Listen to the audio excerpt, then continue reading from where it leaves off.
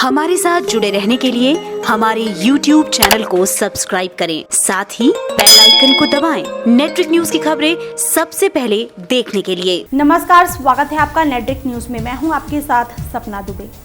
जम्मू कश्मीर कुछ समय पहले तक आर्टिकल 370 में जकड़ा हुआ था, लेकिन जैसे ही 370 को भारत सरकार ने खत्म किया, उसके बाद से ही कश्मीर और वहां के युवाओं को लेकर कई तरह की चर्चाएं शुरू हो गई। जम्मू कश्मीर में इन्वेस्टमेंट की बात, वहां जमीन खरीदने को लेकर चर्चाएं, लेकिन जो मौजूदा हालात हैं, अगर उस पर गौर किया जाए तो कई तरह के सवाल उठते हैं। दरअसल सरकार ने इस फैसले से पहले घाटी को जैसे पूरी तरह से सील कर दिया। अतिरिक्त सेना की तैनाती, इंटरनेट सेवा बंद और इसके अलावा कर्फ्यू लगा देना। उस पर से सरकार हर बार यही कह रही है कि कश्मीर के हालात सामान्य हैं। खबरों में भी हम ऐसा ही देख रहे हैं। सवाल ये है कि क्या सच में वहाँ के हालात सामान्य हैं? क्योंकि जो लोग वहाँ के हालात का जायजा लेकर आए हैं, वो बता रहे हैं कि आखिर इस वक्त कैसा है जम्मू कश्मीर। एक टीम जम्मू कश्मीर के एक्सटेंसिव ट्रैवल से लौटी है। इस टीम में AIPWA की कविता कृष्ण, AIDWA की मैमुना मोल्ला और NAPM के विमल भाई शामिल रहे। इस टीम ने जम्मू कश्मीर का जैसा हाल देखा, वो खबरों से बिल्कुल अलग था। पूरी टीम अपने अनुभवों को प्रेस कॉन्फ्रेंस के जरिए लोगों के साथ साझा कर रही है। आप भी देखिए कि आखिर इस टीम के सदस्यों ने क्या कुछ कहा। जॉन थ्रेस जो अर्थशास्त्री हैं, मैमोना मोल्ला जो एडवा से हैं, महिला संगठन एडवा से, विमल भाई जो national alliance of people's movement से हैं, और मैं कविता कृष्णन, मैं CPIML भाकपा माले से हूँ, एडवा से हूँ। हम लोगों को लगा कि हम कश्मीर घाटी जाएं, और क्योंकि वहाँ से आवाज़ें नहीं आ रही हैं, वहाँ की आवाज़ें हम थोड़ा सुनने की कोशिश करें, सिर्फ सुनाने की नहीं, सुनने की। इस वजह से हम लोग गए थे। एंड शायद हम लोग पहली टीम है, पहले लोग हैं जो श्रीनगर से बाहर जाने की कोशिश की और गए, सफल तरीके से गए। I think we are the first team to have gone outside Srinagar. I don't think we did not meet any journalists who have gone outside Srinagar. So we went to many areas outside Srinagar. My friends will tell you in detail the report. I just want to briefly say 2 sentences there. That there's immense anger and immense upset. We did not find a single person except one BJP spokesperson from Jammu. We've met no one in the entire Kashmir Valley who was in support of these decisions. There's immense anger, and that is compounded. There's insult added to injury by the media coverage, which is claiming that all is fine and all is well, when actually they are feeling that all is hell. All right. So there's a sense of imprisonment. There's a sense of being in prison, and people are not being allowed to speak, and the situation is extremely grim over there. And I also just, as a women's movement activist, I just want to add that this claim that it's all to liberate women and whatnot, that's quite nonsense. Kashmiri women and girls kept telling us we don't need people like ML Khattar who are saying that Kashmiri girls, now our boys can marry Kashmiri girls and we'll have a supply of Kashmiri girls in Haryana. We don't need people like that to try and liberate us, to teach us feminism. We are fighting our own battles just fine, just as women in the other parts of the country, in various states of India are fighting, all right? And there is a history there. Everyone was giving us history lessons. Everyone was telling us about the Article 370 being the bridge between Kashmir and India, and that bridge has been severed, and what are the consequences of that.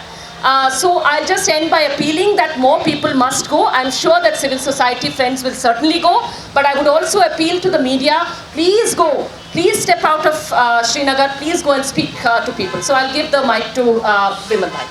फिर से क्षमा चाहते हुए हमने आपको ऊपर से नीचे आने की तकलीफ की, मगर मैं बात रख रहा था कि कश्मीर आज एक पूरी तरीके से बंद जेल है। हम उसको खुली जेल भी कह सकते हैं, जिसमें गलियों में लोग ज़रूर निकल सकते हैं, एक दूसरे के घर जा सकते हैं, मगर खरीद कुछ नहीं सकते।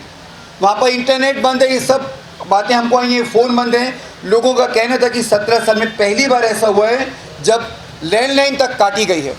हमें 9 तारीख से और 13 तारीख के बीच हम जिस भी गली कूचे के अंदर में गए, जिस भी गांव के अंदर में गए, हमें लोगों की दुख और पीड़ा समझ में आई और हमको बिल्कुल ये मालूम पड़ा किसी ने भी हमारे खिलाफ या किसी भारतीय के खिलाफ या अमरनाथ यात्रा के यात्री के खिलाफ या पर्यटकों के खिलाफ या जो हज़ारों लाख लोग जो वहाँ पर काम करते हैं, कामगार हैं, उनके खिलाफ कुछ कहा हो। हमारी सुबह होती थी, गुरुद्वारे से गुरबानी आधा पौने घंटे चलती थी, उसके बाद में अजान सुनाई देती थी। हमको बहुत जगह के ऊपर में मंदिर नज़र आए हैं जिसके ऊपर में हनुमान जी के झंडे भी शांति से थे। किसी ने कहीं कोई ऐसी बात नहीं की। लोगों ने सीधा कहा हमारी अगर लड़ाई है तो भारतीय स्टेट से है, हम लोगों के कोई विरोध में नहीं है। और पंडितों के लिए उन्होंने कहा कि कश्मीरी पर हम मिले, हम कश्मीरी पंडितों से मिले, कश्मीरी पंडिताइन जी से मिले और उन्होंने कहा हम यहाँ पर सुरक्षित हैं। एक कश्मीरी पंडित जी ने कहा कि जब हमसे कहा गया सरकार ने सुरक्षा लो, तो उन्होंने कहा कि जवाब दिया हमारी सुरक्षा हमारे पास है, हम अगर इनसे सुरक्षा लेते हैं तो हम बल्कि ज़्यादा सुरक्षित होंगे। लोगों का कहना था कि जगमोहन जी ने यहाँ से पंडितों को निकाला, मगर हम लोग के पास में आज भी जो पंडित लोग रहते हैं वो सुरक्षित हैं।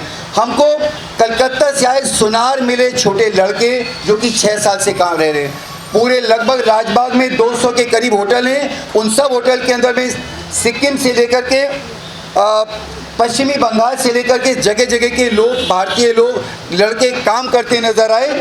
उनकी पीड़ा सिर्फ इतनी थी कि 8-10 दिन से हम घर में कहीं बात नहीं कर पाए हैं। ये कश्मीर के लोगों की पीड़ा थी कि कश्मीरियत पे हमला है और उनकी कश्मीरियत एक सरकारी कर्मचारी जो पंडित जी हैं जम्मू के हैं और वो कश्मीर के अंदर में रह के काम करते हैं, युवा साथी हैं, उनका नाम और वो बताना उचित नहीं है, मगर उनका रिकॉर्डिंग हमारे पास हम दे सकते हैं। मगर उनका कहना था कि हमारी कश्मीरियत जिसके अंदर में मुसलमान, सिख और हिंदू हैं, उसके ऊपर में हमला है।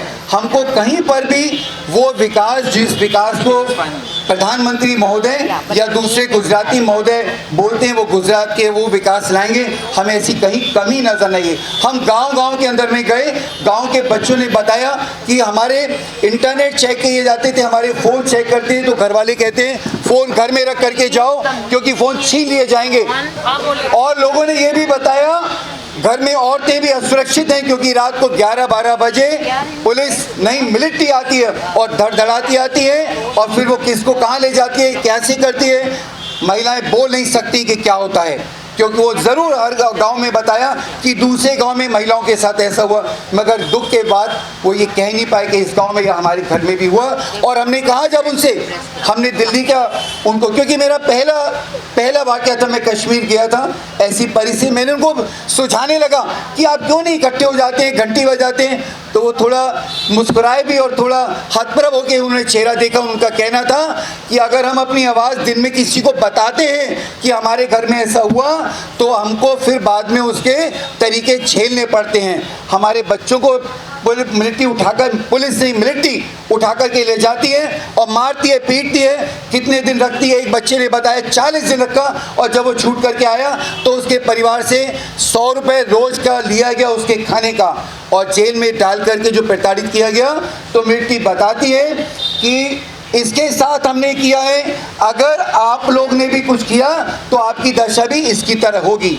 हमको ईद वाले दिन एक 11-12 साल का बच्चा मिलता है जो बताता है कि वो नमाज पढ़ने गया और उसको उठा लिया गया। हमको बताया गया अनंतनाग में, मैं ईद वाले दिन जब आकर के टेलीविज़न पे देखा तो वहाँ के क्वेश्चन मार्क के सत्य के ऊपर में सत्यपाल मलिक जी जो वहाँ के गवर्नर साहब हैं, उनके सत्य पे बिल्कुल क्वेश्चन मैं कहता हूँ, वो ही कह रहे थे अनंतनाग में सब जगह ईद मनाई गई। और हमको याद था, हमने वीडियो दिखाए जो धन्यवाद प्रेस क्लब जिनके कारण से हम नहीं दिखा पा रहे, उनको मना किया उन्होंने हमको दिखाने के लिए, मगर हमको भेजेंगे। अनंतनाग पूरी तरह से बंद था, लाइन के लाइन ट्रक बंद खड़े हुए थे, लोग बाहर नहीं निकल पा रहे थे। उनका कहना था अगर हमने ट्रक बाहर निकाले तो मिलिट्री और पुलिस ले जाएगी और अपनी ड्यूटी पर लगाएगी और हमारा आने का आर्थिकी खत्म हो जाएगी। जिस विकास की बात मोदी जी ने कही है, हमको लगता है पूरी साल भर की आर्थिकी इकोनॉमिक को तोड़ा है, क्योंकि ये वो पूरा समय था जब पर्यटन जोर शोर पे था। सेब के बागान लदे पड़े हुए हैं, वहाँ पर आने जाने वाले लोगों के पर्यटनों से जो आमदनी होनी थी वो खत्म हो गई। बाबा भोलेनाथ जरूर नाराज हो रहे होंगे क्योंकि यात्रियों को रोक दिया गया, झूठी स्पाइनल कॉर्ड वो सब दिखा करके, ऐसा कहीं कुछ नहीं हुआ। और सबसे बड़ी बात ये हुई कि वहाँ पर ईद वाले दिन जो लोग अपनी खुशी मनाते वो पूरी तरीके से कैद कर दी गई। जम्मू की फोटोज दिखाई गई हैं, जम्मू की क्लिपिंग्स दिखाई गई हैं, मगर कश्मीर के अंदर में, श्रीनगर के अंदर में मस्जिदें बंद थी। अलग अलग छोटे गांवों के अंदर में मिर्ची ने धमकाया कि तुम्हारी अजान से हम डिस्टर्ब होते हैं, आपको अजान लाउड स्पीकर पे नहीं देनी होगी। लोगों ने गली और घरों में पढ़ी, जिसको कि वहाँ के गवर्नर साहब ने कहा कि लोगों ने गलियों घरों तक में नमाजें पढ़ी। वो इसलिए पढ़ी क्योंकि उनको ईदगाह में नमाज नहीं पढ़ने दी गई। इस समय पूरे कश्मीर के अंदर में गांव के स्तर के जो राजनीतिक कार्यकर्ता थे उन सबको भी गिरफ्तार करके रखा गया है। अलग अलग तरह की जेलों में अलग अलग स्टेटस के अनुसार में रखा गया है। अगर पूर्व मुख्यमंत्रियों को बड़े होटलों में, तो गांव के जो राजनीतिक कार्यकर्ता हैं उनको ब्लॉक जैसे या स्कूल में या किसी ऐसी जगह बंद करके रखा गया। अगर हम एक गांव से जाके दूसरे गांव में बताते थे तो हमको लगता था हम रेडियो हो गए, क्योंकि उन गांव के लोगों को नहीं मालूम कि बाकी की जगह पे क्या हो रहा है, उनको नहीं मालूम कि भारत में क्या हो रहा है, उनको ये नहीं मालूम पड़ेगा कि भारत के तमाम लोग यहाँ पर भी जो खड़े और जो बराबर खड़े रहे हैं वो उनके पक्ष में खड़े हुए हैं। पूरे कश्मीर के अंदर में इस समय आर्थिकी का टूटना बड़ी बात है। हम लोगों ने एक एक गांव के अंदर में पाया, अंग्रेज़ी को मैं नहीं मानता कि वो पढ़ाई लिखाई का कोई स्तर है, मगर फिर भी ये कहना चाहूँगा कि एमए पास पीएचडी करने वाले बच्चे और अंग्रेज़ी में सीधा पूरी बात, हमारे साथ जॉन भाई थे तो उनको देख के वो तुरंत अंग्रेज़ी में बात करते थे और कहते थे, पूरी बात रख रहे थे। उनके वीडियोस हमारे पास हैं, ऑडियो वीडियो हैं, हम उनके चेहरे नहीं लिए, मगर ये पूरी बात बताती है कि कश्मीर को आपने पूरी तरीके से लोहे की दीवार में बंद करके रख दिया है। मुँह पे पूरी तरह पट्टी है, सिर्फ आँख खुली है, कान खुले हुए हैं, अंदर में आक्रोश है। हम ये नहीं कहेंगे कि कोई मिलिटेंसी की बात है या नहीं है, मगर हम मैं ये ज़रूर कहना चाहूँगा कि आपको जब मैं पूरी तरीके से बंद करके रखता हूँ, जब मेरे साथियों को ऊपर से नीचे लाने के लिए कहा गया तो हमारे साथियों को परेशानी हुई। अब सोचिए कि जब पूरी तरह बंद करके रखा गया हो तब क्या होगा। मुझे याद है कि 2 लड़कियाँ मिलती हैं जो हमारे आसपास घूमती हैं, हमें नेगलेक्ट करती हैं, बहुत समझ के बाद पूछती हैं, फिर वो बताती हैं कि वो पॉलिटिकल साइंस पढ़ती हैं और उनके नाना की 2 दिन पहले डेथ हो गई और किसी ने कहीं दूर आके बताया तो किसी तरह वो पहुँचे। हम अगर अलग अलग जगह के ऊपर में गए, एक गांव में पहुँचे, हमको मालूम पड़ता है कि दूसरे गांव में भी मिलिट्री ने लड़कों को काफ़ी उठाए। हम उस गांव में जाने लगे, मगर वहाँ पर तभी पीछे से बहुत सारी मिलिट्री की गाड़ियाँ आई और हमारे साथी ड्राइवर ने कहा कि आप निकल के भागिए इस समय में, क्योंकि कुछ भी हो सकता है। इतनी अनिश्चितता की समय पे हमें कहीं पर भी किसी भी गांव वाले ने शहर के अंदर में ये जानने के बाद हम कौन हैं, जानने से पहले प्रश्न था, और उस जानने के बाद में उन्होंने जो आवभगत की, हमारे पेट यहाँ तक भर गए, जो मीठा पानी और नाश्ता उन्होंने कराया। असली खतरा जो था उनका, सबका कहना वो उनका ये कि उनकी कश्मीरियत पे हमला है, जो उनकी रची बसी संस्कृति है उसके ऊपर भी हमला है। हमको पूरी तरीके से आपसे आग्रह करना है, क्योंकि प्रेस और मीडिया वहाँ पर नहीं जा पा रहा है। हमको जी न्यूज़ के एक पत्रकार साथी मिले, उन्होंने कहा कि बाहर के साथी आ रहे हैं, मगर हम तक को बाहर बात नहीं कहने दी जा रही। तो मीडिया को खुद इस समय में कैद करके रखा हुआ है। ये कैद टूटनी चाहिए, ये आवाज़ें निकलनी चाहिए, वो जो कहना चाहते हैं उनको कहने देना चाहिए। यदि आप पूरी तरह बंद करके रखेंगे गुब्बारे को तो वो कैसे फटेगा, फिर आप कहेंगे कि क्या हो रहा है। तो एक अंतिम बात मैं कह के ख़त्म ये करना चाहता हूँ कि हमारे गृह मंत्री को तो इस बात का ज़रूर एहसास होगा कि जेल कैसी होती है। उनको ज़रूर एहसास होगा कि जब जिला बदर किया जाता है तो कैसी पीड़ा होती है। तो कृपया करके वो कश्मीर को ऐसी परिस्थिति में ना डालें। इसके बाद मैं अपनी बात समाप्त करता हूँ अभी। नमस्कार। वैसे तो जी तो करता है कि सारी बात रिपीट करूं, लेकिन definitely whatever Kavita and Vimal भाई have said, I am not going to repeat all that. But yes, one thing I must repeat, that the whole place was desolate, quiet, silenced, caged. लोग बेबस नज़र आ रहे थे, लोग humiliated नज़र आ रहे थे और लोग गुस्से में भी नज़र आ रहे थे और कह रहे थे हमारा बड़ा दिन निकल जाने दो, हम चुप नहीं बैठेंगे। ये भी कह रहे थे जब 370 का मंगल सूत्र उतार के फेंक दिया हिंदुस्तान की सरकार ने, तो अब हमारे और आप इंडिया के बीच में रिश्ता क्या रह गया? हमने, हमारी सरकार ने उनको इस कगार पर लाकर खड़ा किया है। उसकी जिम्मेदार हिंदुस्तान की सरकार है। उनका गुस्सा इस बात पर तो था कि 370 को एब्रोगेट किया गया, 35A को एब्रोगेट किया गया, लेकिन इस बात पर भी था कि कश्मीरियों को कंसल्ट नहीं किया गया, उनसे नहीं पूछा गया कि आपको क्या चाहिए, क्या हम गुलाम हैं, क्या हम स्लेव्स हैं कि जो मर्जी आएगी हम पर सरकार, हिंदुस्तान की सरकार थोप देगी। हर जगह ये बात वो लोग कह रहे थे। ये एक बहुत बड़ी बात है जो हमें समझना पड़ेगा साथियों। क्या एक बात बताइए, आंध्रा में जब किया, तेलंगाना और आंध्रा बना, कितने कंसल्टेशंस हुए, वहाँ की असेंबली से कंसल्ट किया, उसके बाद जाकर बहुत सारे कंसल्टेशंस के बाद उस स्टेज पे पहुंचे जहां आंध्रा और तेलंगाना अलग अलग हुए। आप बताइए आज बिहार में या किसी और स्टेट में ऐसा करेंगे तो क्या वहां के लोग बर्दाश्त करेंगे? फिर अगर कश्मीरी बर्दाश्त नहीं कर रहे तो हम उनको इल्जाम क्यों दें? पिछली बार मोदी जी ने कहा था सबका साथ सबका विकास, इस बार उन्होंने उसमें जोड़ा सबका विश्वास। क्या कश्मीरी सब में शामिल नहीं है? ये हमारा आज उनसे सवाल है। क्या कश्मीरी सब में शामिल नहीं है? वैसे तो उन्होंने बाकी हिंदुस्तानियों का भी विश्वास हासिल करने की कोशिश भर भी नहीं की है, लेकिन कश्मीरियों के साथ तो उन्होंने हद पार कर दी है। अमित शाह जी ने कहा फारूक अब्दुल्ला को मैं कैसे लाता, ये भी झूठ बोला। वैसे मैं कैसे लाता? क्या कनपट्टी पे बंदूक रख के लाता? तो हम उनसे पूछते हैं कि आपने तो पूरे कश्मीर की कनपट्टी पे बंदूक रख रखी है। पूरे कश्मीर के चप्पे चप्पे पे मिलिट्री और आर्मी और पैरामिलिट्री खड़ी है। लड़कियों का घर से बाहर निकलना दूभर है। निडर लड़कियां हैं वहां की, निडर लड़कियां हैं जो कहती हैं कि हमें हमारी सुरक्षा के लिए, हमारी सिक्योरिटी के लिए इस पैरामिलिट्री की और इस आर्मी की ज़रूरत नहीं है, जो हमारे भाइयों को और हमारे घर के लड़कों को आधी रात को उठा के लेके चली जाती है और FIR भी नहीं बनाती। हम अपनी सिक्योरिटी खुद कर सकते हैं। हाँ, भुगतती हैं वो, हाँ उनके ऊपर जुल्म होता है, और ये भी कहूँगी कि सेक्सुअल जुल्म भी होता है, लेकिन निडर लड़कियां हैं जो ऐसी बात भी करती हैं। एक बात और कही साथियों उन्होंने कि वो लोग कह रहे हैं हिंदुस्तान में कि सब कुछ तो ठीक है, लोग खुश हैं, डोभाल साहब वहां जाके बिरयानी खा रहे हैं, लोग बहुत खुश हैं।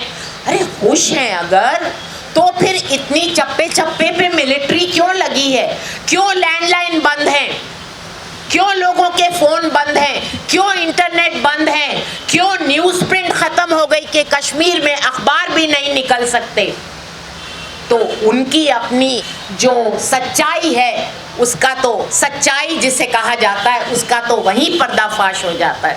और एक बात आपको बता दें, हम लोग CPIM के लीडर हैं और वहाँ पर जब असेंबली थी तो वो MLA भी रहे, कॉमरेड मोहम्मद यूसुफ तारिगामी, उनसे मिलने गए। बीमार हैं, आप जानते हैं 9 अगस्त को कॉमरेड सीताराम येचुरी और कॉमरेड D राजा भी गए थे, उनको एयरपोर्ट पर ही डिटेन कर लिया था। हमने सोचा कम से कम हम मिलकर उनकी खैरियत दरियाफ्त करके आएंगे। हम पहुँचे उनके घर, हमें अंदर नहीं जाने दिया, बिल्कुल अंदर नहीं जाने दिया।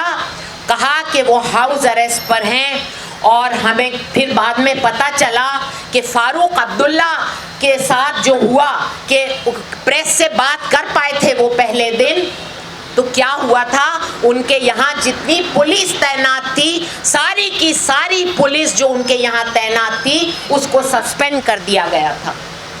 इसी को अच्छे हालात कहते हैं होम मिनिस्टर साहब, जवाब दीजिए। लेकिन साथियों, ये कश्मीर से उन्होंने शुरुआत की है, उन्होंने ट्रिपल तलाक से शुरुआत की, फिर कश्मीर से शुरुआत की, अभी राम मंदिर पे आ गए हैं, अभी शेड्यूल कास्ट और शेड्यूल ट्राइब को भी नहीं छोड़ने वाले, उनके रिजर्वेशन को, अपने हिंदू राष्ट्र के एजेंडे को वो पूरी तौर से लागू करने जा रहे हैं। साथियों, इस चीज को हमें गौर करना चाहिए, इस पर ध्यान देना चाहिए और we have to stand up and be counted. We can, it is now or never साथियों। और एक बात कहूंगी कि वहां पर जो हाल है, एक तो होता है जेन्युइनली टेररिस्ट को ढूंढ रहे हैं, they are not looking for terrorists alone, if at all they are looking for terrorists, they are not, they are after each and every Kashmiri, they are after each and every Kashmiri.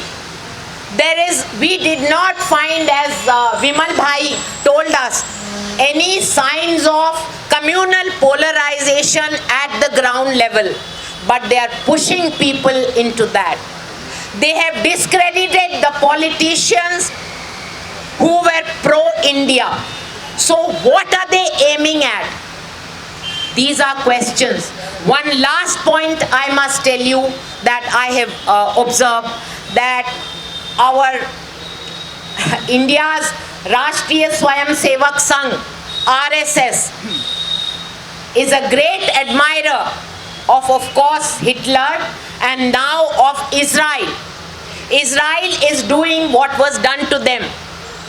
They have not learned the lessons. They are doing what was done to them, and India's RSS and its political wing are trying to follow in the footsteps of Israel. We hope they will not make Kashmiris another set of Palestinians. We hope they will not do that.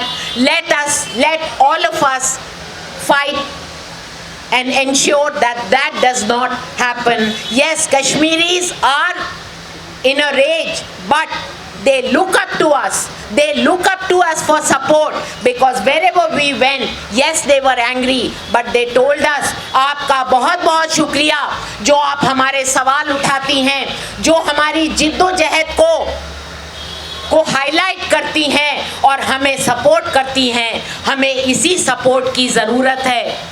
हमको सरकार से कहना होगा कि ये occupation बंद करो। कश्मीर का ऑक्यूपेशन नहीं चलेगा। ऑक्यूपेशन बंद करो। वहाँ पर जिस तरह प्रेस की और लोगों को गैग करके रखा है, इसको बंद करो और वहाँ पर डेमोक्रेसी को बहाल करो। 370 और 35A को बहाल करो। यही साथियों हम लोग आपसे कहना चाहते हैं। बहुत बहुत शुक्रिया।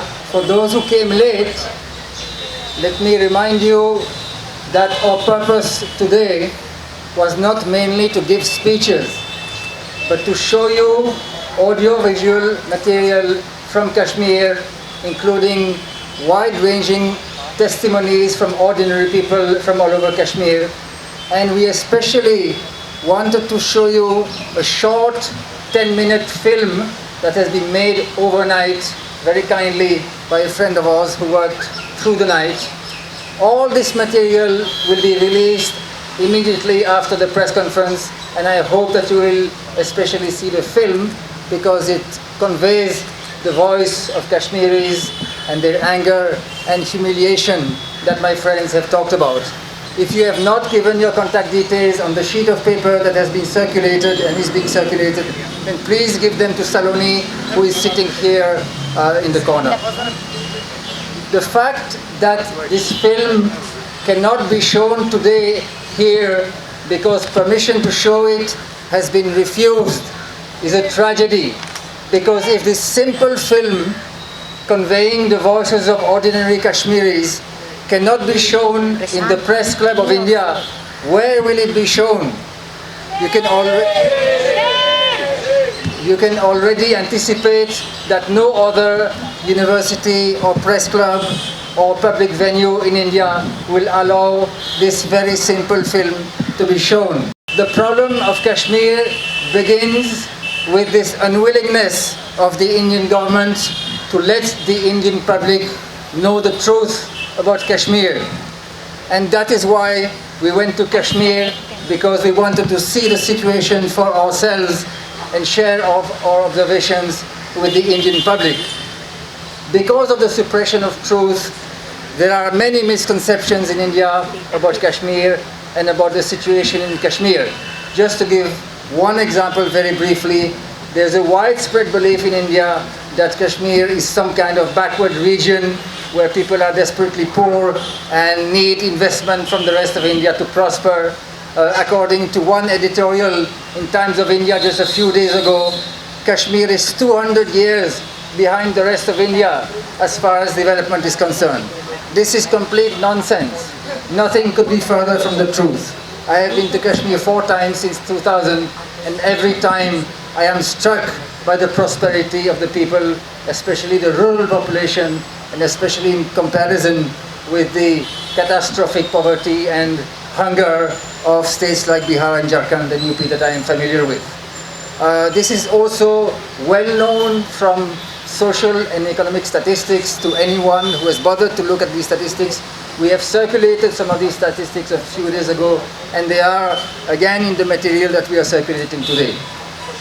As far as the current situation is concerned, what we saw and heard in Kashmir, across Kashmir, in the last few days is completely different from the official narrative that all is well in Kashmir. This has already been conveyed by all my friends, so I will not repeat in any detail.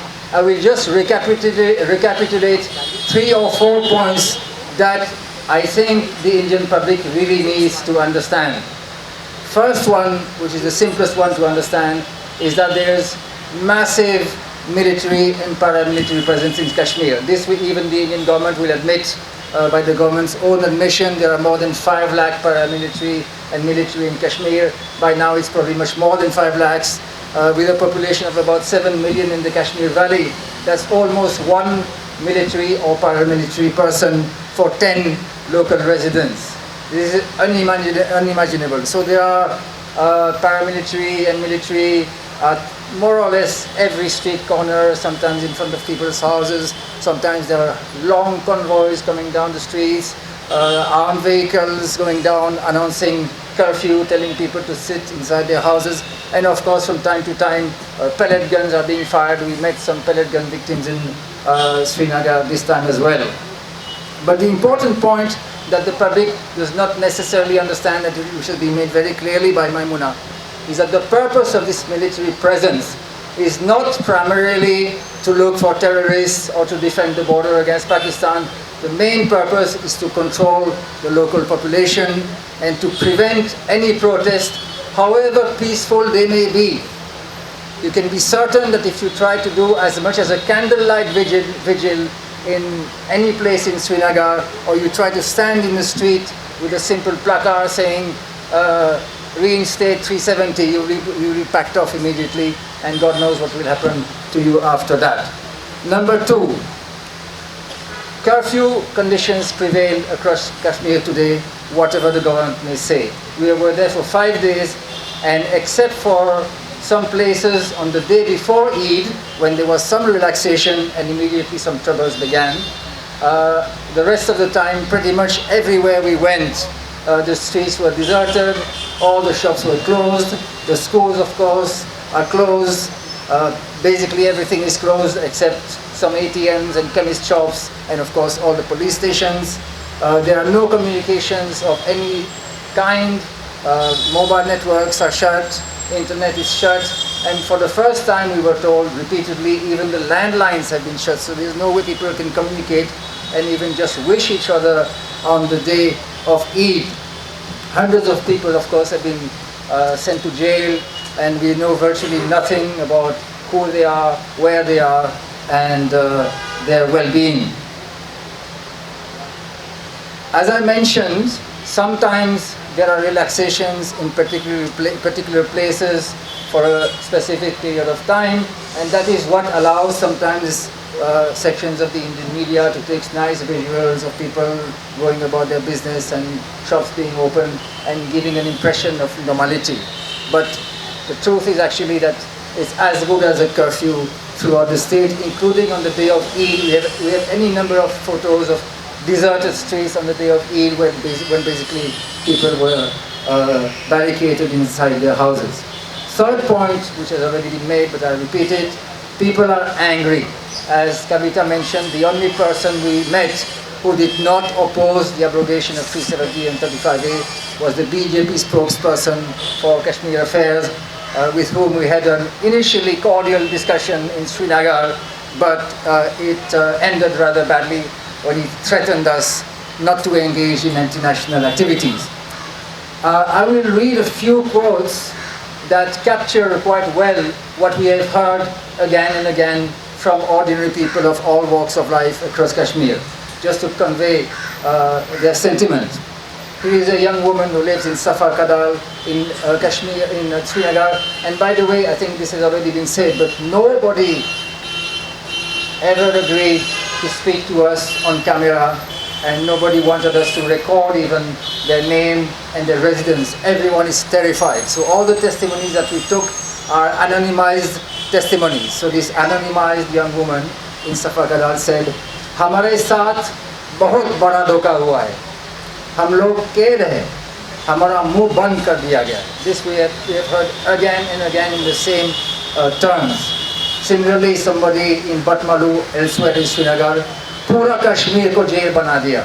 हमें बांध कर Article 370 को हटाया. There is a great sense of betrayal, even though it's not the first time. There's a long history of betrayal and broken promises in Kashmir, but this is really the ultimate. This is somebody near Anantnag. The attack on Article 370 is like an attack on our bodies. We are willing to die to defend this. If we lose this once, we will never get it back. And now here's something we heard several times, which is also quite telling. जो India के गीत गाते थे, इनको jail भेजा गया. Now this is quite important because it conveys that the moderate groups, the political leaders of parties that were actually seeking some dialogue with India and trying to persuade people that one can have actually some sort of rapport with India, they have now themselves been sent to jail by the Indian government. And that's very critical because it means that in a sense the moderate wing in Kashmir has now been marginalized and discredited, and a lot of people have been radicalized, which was presumably not the intention. Another one said, Congress ne peech mein चूरा कांग्रेस ने पीठ में चूरा भोंका था, BJP ने सामने से चूरा भोंका था. The Congress stabbed us in the back and the BJP stabbed us in the front. Somebody in Sopore said, जितना जुल्म करेंगे उतना उभरेंगे.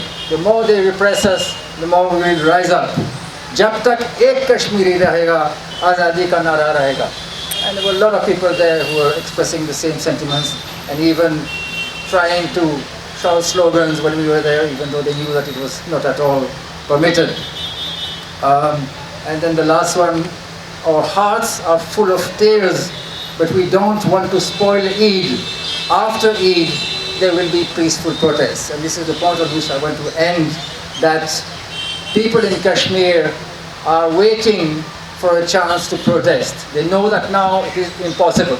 There's just too much security. They just can't move.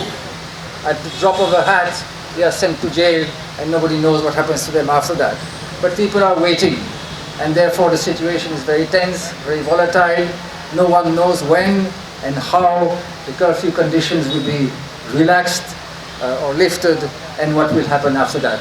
And I will end with a personal appeal, I'm sure on behalf of my colleagues also, for as many people as possible to go to Kashmir. It's not very difficult, not even very expensive, because the trains are empty, at least this way. And it's not unsafe as far as we can tell, even if you travel outside Srinagar. And the more people go there, the more the truth will be known and the less the chances of atrocities. Thank you. Before we take questions, we will take questions. It's a press conference. I just want to quickly add a couple of voices. I mean, you heard some of the voices that Jean told you about. Apart from that, as soon as Maimuna and I actually entered Srinagar, we saw some very small children playing in a park. Small, just a handful of them, 3 or 4. And we could hear their voices saying, Iblis Modi. Iblis means Satan.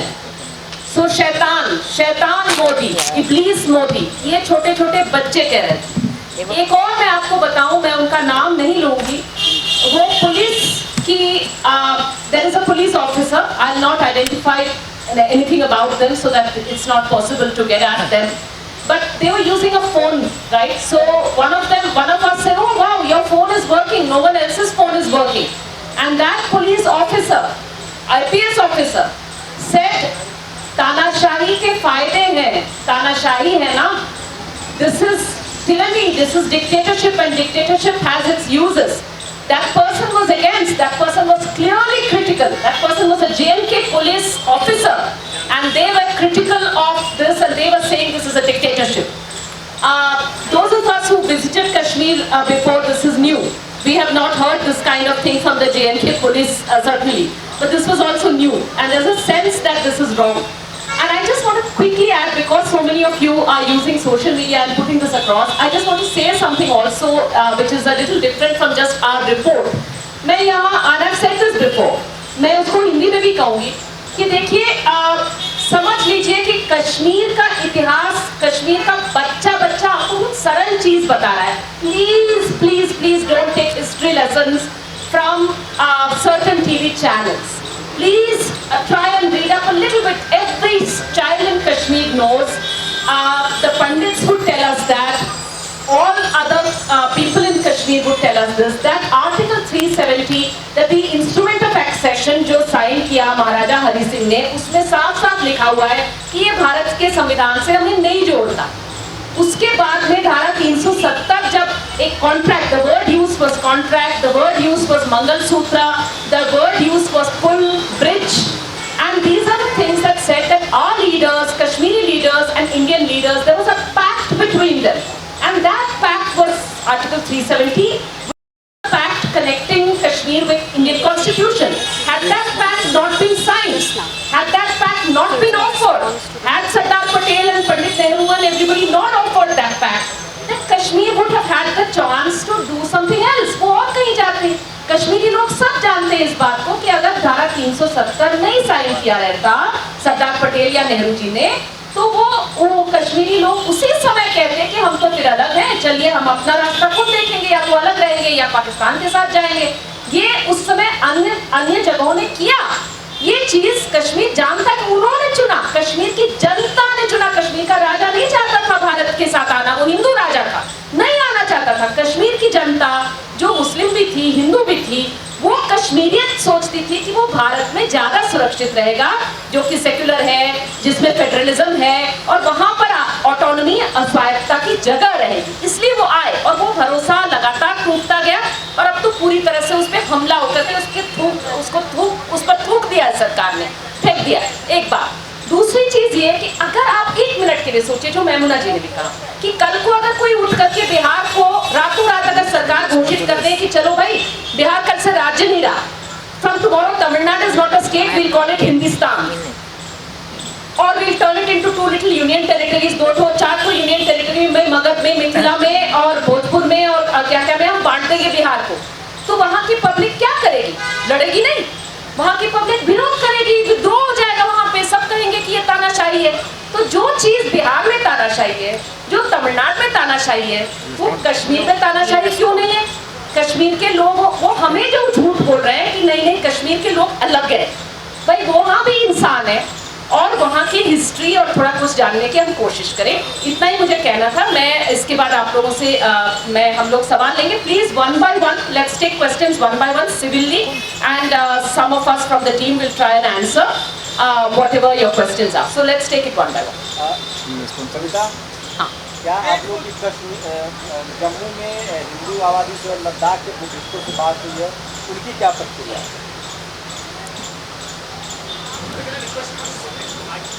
हाँ, sit in front of the mic. Okay. Do you want me to sit here, Joe? Or you want to answer? Yeah. Okay. Sorry. We'll try and answer. We'll try and take questions. Maybe we can take 3 questions at a time and then try and answer those. So that was one question. एक और सवाल. 1 minute ये पीछे पहले कह रहे हैं. हाँ. आप.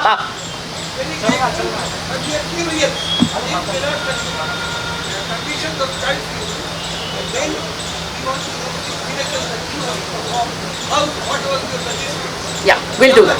Sure.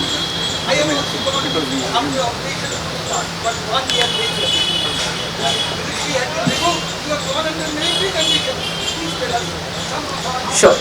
Good answer.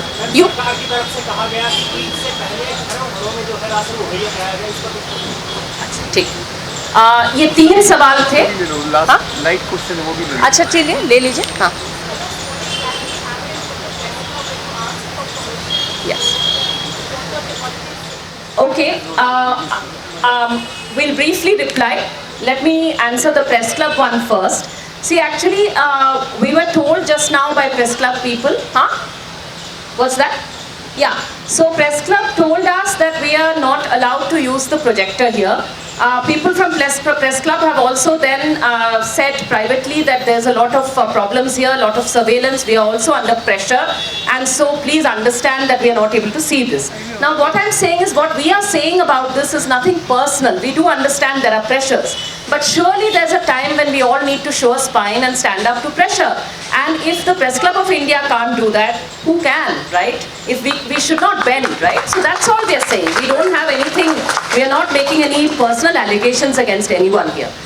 बाकी जो सवाल है उसमें और भी हमारे साथी जवाब दे देंगे, लेकिन हम लोग इस समय सिर्फ कश्मीर घाटी में गए थे. जम्मू और लद्दाख में तो हम इस बार नहीं जा पाए. इन्होंने पूछा कि हम कैसे जा पाए जब कर्फ्यू के कंडीशंस थे. It was quite difficult, but not impossible. Literally, I can tell you that the street on which we were staying, there was, on the day of Eid, we got up to find that the road was blocked by concertina wire, and the police was saying, and CRPF was there. CRPF is everywhere, and they said you can't go. So very often, we would have to persuade somebody to take us, a vehicle, an auto driver inside Srinagar, a cab driver outside Srinagar. And well, since they were Kashmiri and they kind of knew their way around, they would know how to navigate and find other routes. That was one thing. And they did so with great skill and great, very happily they ferried us around and found a way. The other thing is that we were also stopped and told you can't go this way, you can't. So for instance, we tried to visit Sora, where these huge protests had happened and where there had been pellet gun firing and quite bad injuries. So we met victims of the firing in the hospital in Srinagar, SMHS, but we wanted to go to Sora. We were not allowed to go because there was barricading and CRPF barricading, and they were stopped. And they were also, but we could see protesters also on the streets even the next day after the Sora protest. So Sora protest happened on 9th August. So this was, so we did manage that way. And even in our travels in rural Kashmir and small towns, we tried the highways and we could navigate by the highways. But inside, for instance, we heard about incidents in Shopian where we wanted to go even further, but we were told you can't go further. So there were, I mean, it's certainly not impossible to move around, but yeah, you have to keep trying. If anyone wants to add to that, fine. हाँ. हमारे पास में एक रणनीति थी जाने की, वो ये कि हम मानवीय दृष्टिकोण से गए, और मैं कहूँगा कोई भी व्यक्ति जाएगा अगर वहाँ पर और अगर बताएगा कि वो क्यों गया है, आपको रास्ते मिलेंगे. बिल्कुल. What was the other question? Ration question. Ration question. Mama, you want to go? Yeah. We met many people on Eid day. We went to Pampore, we went to Anantnag, we went to Shopian. Not one person did we meet who told us that they were distributed rations. Ulta, they told us that in some places the forces came and told them that you cannot have azan on the loudspeaker. This was not everywhere, but on the 12th they told us that many a time this is what is happening. That is one.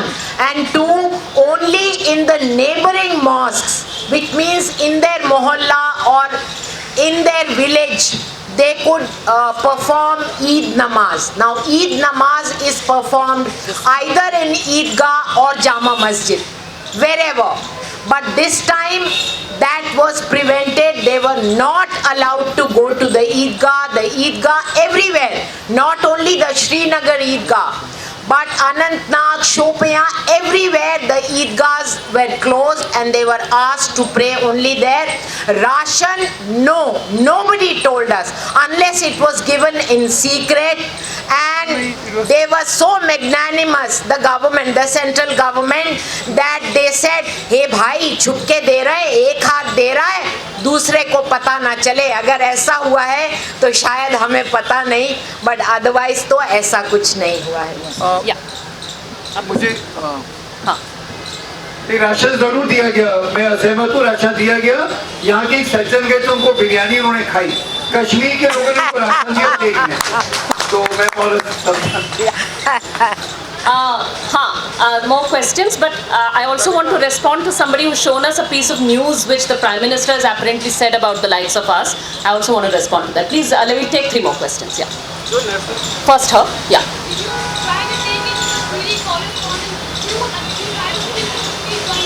No media. Yes, please go. Yeah. जो national media है वो जो हमें बता रहा है कि सब कुछ शांति है, उसमें क्या सच्चाई है? कई बार वो लोग फेक खबरें भी दिखा रहे हैं. और दूसरा मैं ये जानना चाहता हूँ कि आप में से 4 लोग हैं, उसमें 3 लोग किसी न किसी पार्टी से संबंधित हैं. तो जब आप लोग वहाँ रिसर्च कर रहे थे, 2 लोग जब आप लोग वहाँ रिसर्च कर रहे थे तो कितनी ईमानदारी बरती? क्योंकि आप लोग 4 लोग पहले प्रोटेस्ट में हिस्सा ले चुके हैं 370 खत्म होने के. तो ईमानदारी कितनी आप लोगों ने? ईमानदारी से मतलब क्या है आपका? नहीं, कोई बात नहीं, बात सुन ले. इसका अर्थ बताइए. ईमानदारी मतलब हम किसी विचारधारा के साथ जाते हैं तो हम अपनी चीजें ढूंढते हैं. ठीक है. हाँ. Third question, please. Yeah. एक करते हैं, एक सवाल मेरा भी. Yes.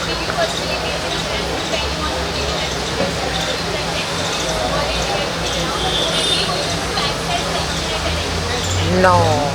Quickly, I'll just quickly take those because I think you asked me about journalists. So we could not take any correspondent with us, and we didn't really plan to do that at all. We just tried to move Plus on the our hostility own. for And we went with, we did speak to Kashmiri journalists, quite a few of them, off the record in Srinagar, and the situation there was quite terrible.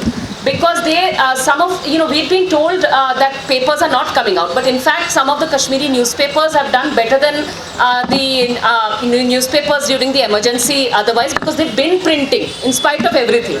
But they told us that when even if they print something as innocuous as photographs of curfew affected streets, की खाली सड़कों की photo, उस पे उनके यहाँ पे people come who are representing army or CRPF, not officials but just people coming and telling them कि क्यों छापा? Why did you put out these photographs? Not photographs of injured people or anything like that, just photographs of empty streets are not allowed.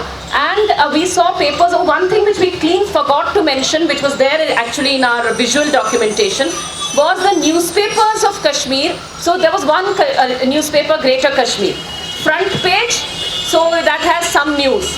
Back page, it has some sports news of the vague kind, out of date and quite strange. And the inner 2, it's just 4 pages. And inner 2 pages are full of marriage cancellations. Full.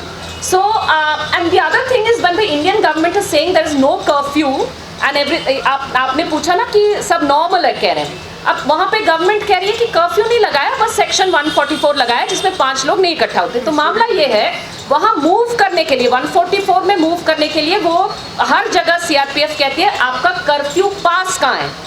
तो curfew pass आप कह रहे हैं, तब तो curfew लगाया ना, तब तो कर्फ्यू लगाया, ये हमारी बात नहीं है. और दूसरी बात आपने जो कहा कि अबाउट ऑब्जेक्टिविटी, देखिए हम लोग गए साझेदारी में, हम लोगों को लगा कि सुनने के लिए जाना चाहिए. हमने जो सुना वो हम आपको बता रहे हैं. मैं आपको चैलेंज देती हूँ कि कोई वहाँ सुनने जाए और वो एक व्यक्ति को भी कहीं से जुटा लें जो कह रहा है कि मैं बहुत खुश हूँ और ये सब हटा लिया गया, वाह वाह। तो ये नहीं है। मुझे लगता है कि देखिए ऑब्जेक्टिविटी का मतलब एकदम हम चाहते हैं कि, और अब मैं तो चाहती हूँ जितने ऑब्जेक्टिव जर्नलिस्ट हैं, सारे लोग हैं, वो जरूर जाएं ना। धारा हो सकती है आपको जो समझना है, लेकिन हम लोग गए और भी लोग जरूर जाएं। आपने जो ईमानदारी शब्द, मैं बिल्कुल आपको विश्वास दिलाता हूँ, बहुत ईमानदारी से गए।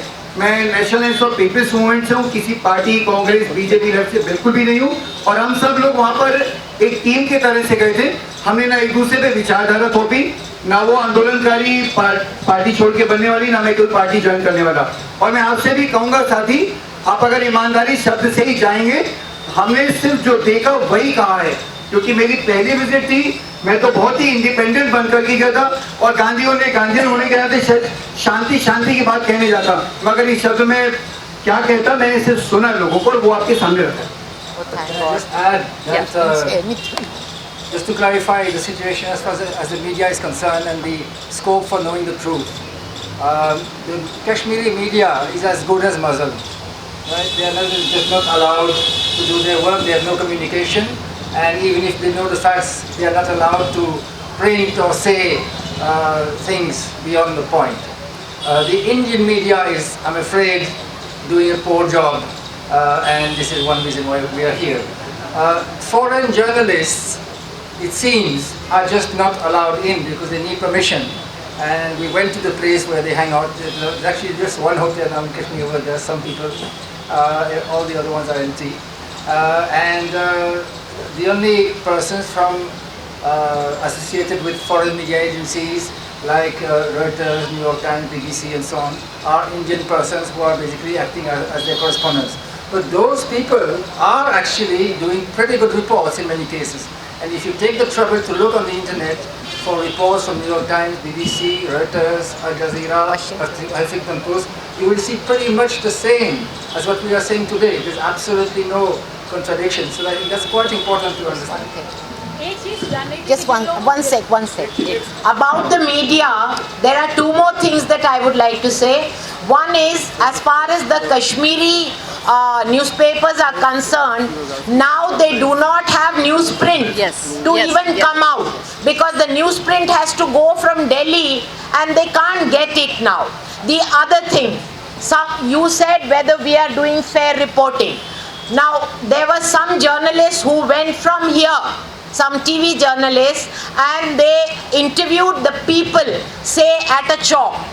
They interviewed the people said we are not happy with the abrogation of 370, with army, with gagging of the people, etc., etc. And standing right there, I repeat, standing right there, those media persons took their mic, the person took his mic and said, I'm here in Srinagar and the people are saying they are very happy.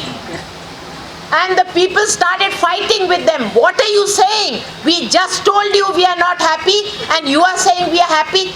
This is the state of affairs. So who is fair and who is not, you can judge after you go over there. Are schools running? Schools, colleges, hospitals? No. Schools and colleges are not functioning. Internet also not. Internet is not functioning. Mobile networks not functioning. Landline not functioning. Many children and many college-going students told us that we stand to lose 1 year. That is what they told us. Hospitals, excuse me, some hospitals are functioning, some are not. जिनको गिरफ्तार किया गया है, बड़े पैमाने पर गिरफ्तारियां हुई हैं, उनके बारे में कुछ आपको पता चला कि कहाँ रखे जा रहे हैं, वो कौन लोग हैं? क्योंकि स्थानीय स्तर पे भी लोगों को गिरफ्तार किया गया है और वो अलग अलग तरह के लोग हैं, जिसमें वकील बताए जा रहे हैं, डॉक्टर बताए जा रहे हैं, अलग अलग। तो कुछ जानकारी बताऊंगी। और 2 सवाल ले लेते हैं। आप बोल दीजिए पहले 1 मिनट, वो पूछ रहे हैं पहले।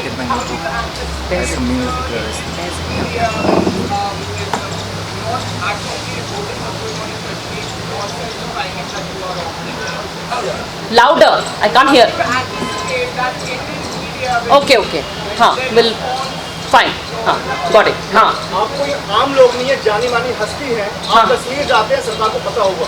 क्या सरकार ने आपको अलाउ किया बजाने के लिए?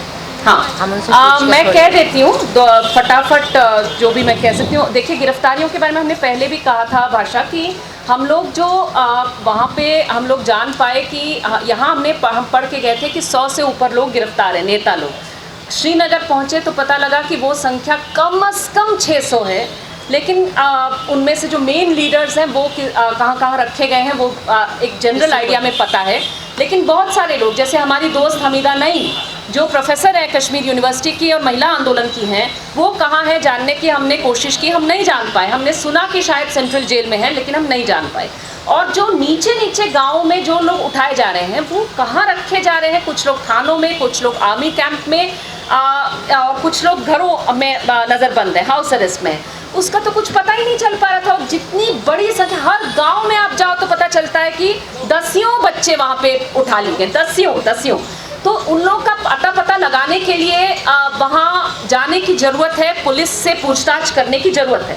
हमने नहीं किया ऐसा, और वो आपके सवाल का जवाब है कि हमने नहीं किया क्योंकि हमको लगा कि हम लोग थाने पे जा करके ये पूछताछ जो शायद किसी भी राज्य में हम ज़रूर करते, वहाँ अगर हम करते तो हमें लगा कि हमने जो भी मटेरियल इकट्ठा किया है पता चला कि वो जब्त हो जाए या कुछ हो जाए, इसलिए हम नहीं गए। लेकिन हाँ, हमने अपनी आइडेंटिटी बिल्कुल नहीं छिपाई। we got down at the airport, we walked right out, nobody stopped us, and frankly I think I have no idea of the reason, मुझे नहीं पता कि ऐसा क्यों है। लेकिन हम लोगों को, जैसे कश्मीरी लोगों को, आम जो लोगों को रोक रहे थे वैसे हमें भी रोक रहे थे कि आप इधर मत जाइए उधर मत जाइए, लेकिन पहचान करके किसी ने, और लेकिन ये मैं बताऊं आपको, आम कश्मीरी लोग सड़क पे हमको पहचान रहे थे। कोई जॉर्द्रेस को पहचान रहा था, कोई हमें पहचान रहा था, कोई कह रहा था कि हमने आपको सुना है, आप हमारे हमदर्द हैं, हम जानते हैं, हम सुनते हैं और ध्यान रखते हैं। तो ये एक बहुत अच्छी बात है। मैं एक जल्दी से एक बात मैं बोल देना चाहती हूँ, लेकिन क्योंकि अभी मैंने देखा कि प्रधानमंत्री ने कहा है कि जो भी विपक्ष के लोग हैं जो कश्मीर के सवाल पर, जो निर्णय लिया गया जम्मू कश्मीर के सवाल पर, उसका विरोध कर रहे हैं। और मैं अभी सुन चुकी हूँ यहाँ आने के बाद कि जम्मू में भी खूब विरोध हो रहे हैं, जम्मू में भी खूब विरोध हो रहे हैं। ये जम्मू वर्सेस कश्मीर नहीं है, जम्मू में भी लोग विरोध कर रहे हैं और वहाँ के लोग भी इस पे आवाज़ उठा रहे हैं और कह रहे हैं बहुत गलत हुआ है। तो ये कह रहे हैं कि जो भी आवाज़ उठा रहा है, जो भी विरोध कर रहा है, उनके दिल जो हैं वो माओवादियों और आतंकवादियों के लिए तड़पते हैं, धधकते हैं। Their hearts beat for Maoists and terrorists, says the Prime Minister. I want to briefly respond to that. देखिए, हम 4 लोग गए तो हाँ, वो 4 लोगों को कह दे सकते हैं कि भाई आप लोग तो माओवादी, आतंकवादी, पता नहीं क्या है। मैं यहाँ अपील करूँगी कि सब जावे, सब कहें कि हम जाएंगे, मिलेंगे, तो कितने लोगों को वो कह देंगे कि भाई बाप, पूरी आबादी, पूरी जनता ही सब है, आप नहीं जा सकते तो आप जहाँ हैं वहाँ आवाज़ उठाइए और कहिए कि भारत के नागरिक और भारत से प्यार करने वाले नागरिक होने के नाते हम नहीं चाहते कि हमारे नाम पर ये भयानक जुल्म हो कश्मीरी लोगों पर, और उनको कैद किया जाए और हमें बताया जाए। एक कश्मीरी लड़के ने कहा कि शादी हमारी तथाकथित हो रही है और नाच कोई और रहा है, ठीक है, नाच कोई और रहा है, तो वो बोले कि भाई हमारी अगर शादी है, हमारी मर्जी से की जा रही है, तो हमसे भी जरा पूछ लो भाई कि हम क्या नाच रहे हैं, मिठाई खा रहे हैं, क्या कर रहे हैं। आप मिठाई बांट रहे हो, नाच रहे हो और जश्न मना रहे हो, जबकि हम लोग बिल्कुल परेशान हैं। तो ये चीज़ कि उनके हम जश्न तो ना मनाएं ना, सवाल करें, उनकी बात को सुने। ये काम करना भारत के नागरिक होने का पहली ड्यूटी है इस समय, और हमें करना चाहिए इस सवाल। मैडम, एक क्वेश्चन है आपसे। मैडम, एक फैक्चुअल में आप जो पूछे थे,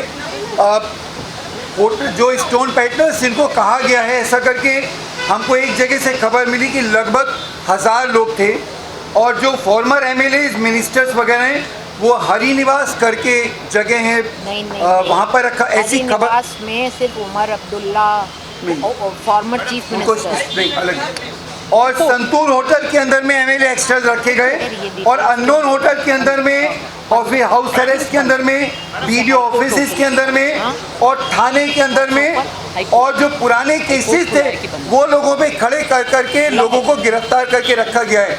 तो हम ये बिल्कुल कहना चाहेंगे कि आपने पूरी तरह कश्मीर को बंद कर दिया, और उसके बाद में एक मिस्टर मलिक को वहाँ बिठा दिया, जो कि ये कहते हैं कि उनका बयान आपको मालूम होगा कि मुझे नहीं मालूम कि संवैधानिक परिवर्तन क्या होने वाले। 5 अगस्त से 2 दिन पहले उन्हें ऐसा कहा। तो ऐसे में किसने निर्णय लिया कि कश्मीर के ऊपर में धारा 370 हटाई जाए या 35A की बात की जाए? मैडम ये एक क्वेश्चन है। हाँ, यहाँ सवाल है, कुछ ले लेते हैं। हाँ, Somebody asked whether we had any information about people who have been arrested. Yes. The short answer is no. There is no way of finding out. We did hear a few facts. I will tell you whatever little we have heard, but these are not confirmed. One, of course, is that all the political leaders of different major parties, except the BJP, yeah, of course, have been arrested. Speak into the mic. House arrest. Anyone who is an organizer or potential organizer or civil society leader, most of them we hear. Press conference के जरिए team ने जिस तरह की जानकारियां दी हैं वो हैरान कर देने वाली हैं। अगर उनके कहने पर यकीन किया जाए तो ये बेहद शर्मनाक है कि देश के एक हिस्से के हालात कुछ ऐसे हैं जो कि वहां के लोगों के लिए परेशानी का सबब बन गया है। फिलहाल इतना ही, बाकी ऐसी और वीडियोस के लिए आप चैनल को सब्सक्राइब करना ना भूलें। आप देख रहे हैं नेट्रिक न्यूज, साहस सच कहने का।